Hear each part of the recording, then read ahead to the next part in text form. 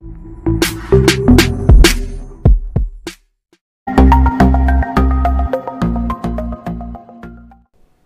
అండి, ఎలా ఉన్నారు అందరూ? బాగున్నారా? నేనైతే బాగున్నానండి. మీ అందరికీ కూడా అమ్మవారి ఆశీస్సులు ఎల్లప్పుడూ ఉండాలని కోరుకుంటూ ఈ రోజున అద్భుతమైన తేలికైన పరిహారం గురించి తెలుసుకోబోతున్నామండి.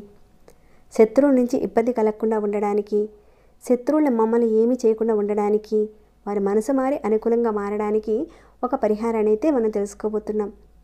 మా కుటుంబ సభ్యులు మాకు శ్రేయోభిలాషుల్లాగానే ఉంటున్నారు, మాతో మంచిగానే ఉంటున్నారు, కానీ మాకు వెనకాలే కోతులు తోతున్నారు. కుటుంబ సభ్యుల్లోనూ ఇక్కడ మాట అక్కడ మాట, ఇక్కడ మాట అక్కడ మాట చెబుతూనే ఉన్నారు. ఇంటిలో తగాదాలు పెడుతున్నారు. ఆస్తి పరంగానూ చాలా ఇబ్బందులు పెరుగుతున్నాయి. అంతర్గత శత్రుత్వం బాగా ఎక్కువైపోయింది. చివరికి తల్లిదండ్రులు కూడా అలానే చెప్తున్నారు. అక్క చెల్లెళ్ళు కూడా చెప్తున్నారు. అంతర్గత శత్రుత్వం ఉండి వారి మనసులు మారి ఈర్ష్య, జలసి, అసూయ ఇవన్నీ కూడా తగ్గి మీకు అనుకూలంగా మారడానికి ఈ పరిహారం అనేది రామబాణంలాగా పనిచేస్తుంది. ఈ పరిహారాన్ని ఆడవారైనా మగవారైనా చేయొచ్చు. ఆడవారు నెలసల సమయంలో ఉన్నప్పుడు మాత్రం చేయకూడదండి. అయితే వీడియో మధ్యలో ఒక చిన్న రిక్వెస్ట్ అండి, మీ అందరికీ ప్రతి ఒక్కరికి యూజ్ అయ్యే ఇలాంటి వీడియోస్కి లైక్స్ ఇస్తారని భావిస్తున్నాను. ఇంకా లైక్ ఇవ్వని వారు ఎవరైనా ఉంటే లైక్ ఇవ్వండి. సబ్స్క్రైబ్ కాని వారు ఉంటే సబ్స్క్రైబ్ చేసుకొని అలానే ఆప్షన్ ఆన్ చేసి డైలీ వాచ్ చేస్తూ ఉండండి. అప్పుడు మన ఛానల్ నుంచి వచ్చే నోటిఫికేషన్స్ ఎక్కడ మిస్ కావండి. ఇక మిగతా విషయాలు చూస్తే, ఈ పరిహారాన్ని అయితే శనివారం రోజున రావి చెట్టు దగ్గర మనం చేయవలసి ఉంటుంది. ఉదయం 6 గంటల నుంచి సాయంత్రం 6 గంటల మధ్య ప్రాంతంలో చేయాలి. ఇక పరిహారానికి కావలసిన వస్తువులు ఏంటో చూసేద్దాం. కావలసినవి మట్టి ప్రమిదలు, ఆవ నూనె, పొట్టు తీసిన ఆవాలు. ఇవి తెల్లటి ఆవాలండి. మనకి పచారి కొట్లో కూడా దొరుకుతాయి, దొరకవనే సమస్య ఉండదు. చూడండి, అడిగి చూడండి, ఇస్తారు. దాంతో పాటుకుని నల్లటి దారం కావాలి, కాటన్ దారం కావాలండి. మొలతాడుగా అలానే మెడలో వాడుతూ ఉంటాం కదా కాటన్ తాడు, ఈ మొలతాడు కావాలి. ఈ పరిహారాన్ని శనివారం రోజున రావి చెట్టు దగ్గర చేయాలి. మరి ఎలా చేయాలనేది తెలియజేస్తాను. మీరు శనివారం రోజున చక్కగా తలస్నానం చేయాలి. ఈ పరిహారానికి తలస్నానం చేయాలండి. కొన్ని పరిహారాల్లో స్నానం అసలు అవసరం లేదు.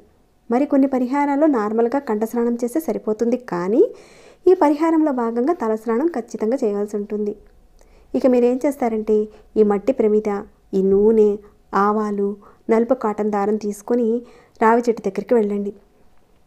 అది ఉదయం 6 గంటల నుంచి సాయంత్రం 6 గంటల లోపుగా ఈ పరిహారాన్ని చేసుకోవచ్చు. మధ్యాహ్నం కూడా చేసుకోవచ్చండి. ఆ తర్వాత మీరు ఏం చేస్తారంటే, ముందు చెట్టు దగ్గరికి వెళ్ళి నమస్కారం చేసుకొని అక్కడ ప్రమిదని పెట్టి నేల మీదనే డైరెక్ట్గా పెట్టుకోవచ్చండి ప్రమిదిని.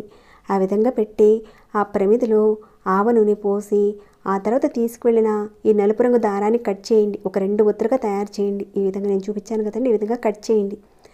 ఈ విధంగా కట్ చేసిన వాటిని ప్రమిదిలో వేసి ఆ తర్వాత ఈ తెల్ల ఆవాలు తీసుకువెళ్ళారు కదా, వాటిని మీ చేతిలో పట్టుకుని మీ తల చుట్టూతా యాంటీ క్లాక్ వైజ్గా, అంటే ఈ విధంగా మనం క్లాక్ వైజ్ అంటాం కదా, ఇలా యాంటీ క్లాక్ వైజ్గా మీ తల చుట్టూతా, జస్ట్ ఎగ్జాంపుల్గా చూపిస్తున్నానండి.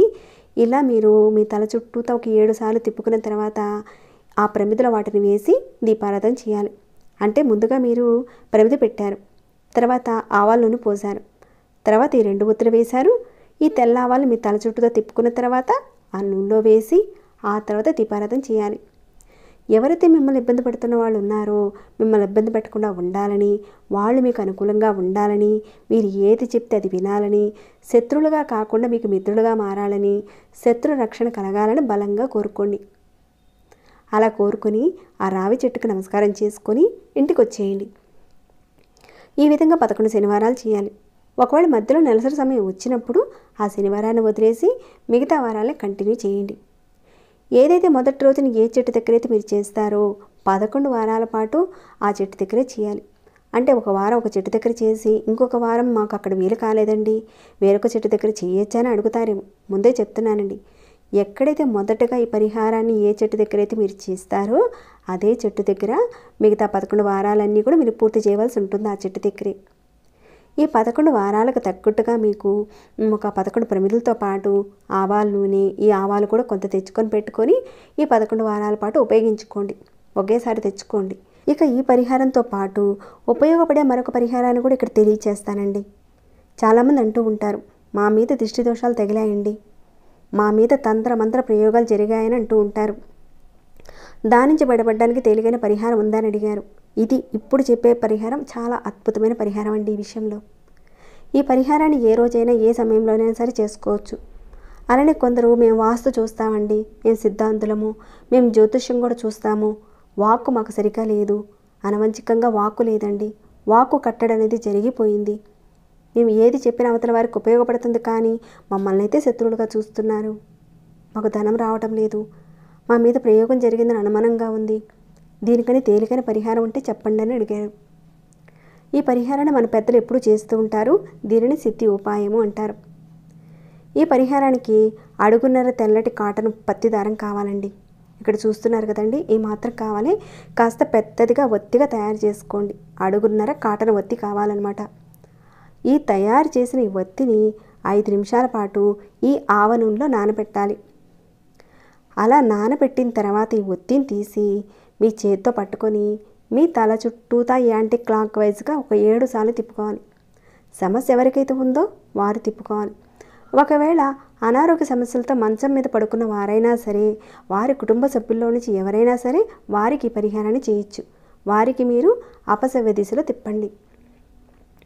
తర్వాత ఈ విధానంలో మీరు అపార్ట్మెంట్లో ఉన్నారు, మీకు అవకాశం లేనప్పుడు మీరు ఏం చేస్తారంటే కిచెన్ సింక్లో అయినా సరే ఒక పుల్ల తీసుకోండి. ఆ పుల్లకి మీరు ఏదైతే ఇదంతా కూడా తిప్పుకున్నారో ఈ కాటన్ ఒత్తిని దానికంతా కూడా తగిలించేసి దాన్నంతా కూడా వెలిగించాలి. ఈ కాటన్ ఒత్తినంతా కూడా వెలిగించాలి. ఒకవేళ మీది ఇండిపెండెంట్ హౌస్ అనుకోండి, దీన్నంతా కూడా బయటకు తీసుకువెళ్ళి ఆ పుల్లకి తగిలించి బయట కాల్చేయండి ఆ ఒత్తిని. ఇంటి బయట వెలిగించవచ్చు. ఇంటి బయటకు వెళ్ళి చేయలేని పరిస్థితి ఉన్నప్పుడు ఇంటిలో షింకులోనైనా సరే దీన్ని వెలిగించవచ్చు. ఈ విధంగా వారానికి ఒకసారి చేయండి.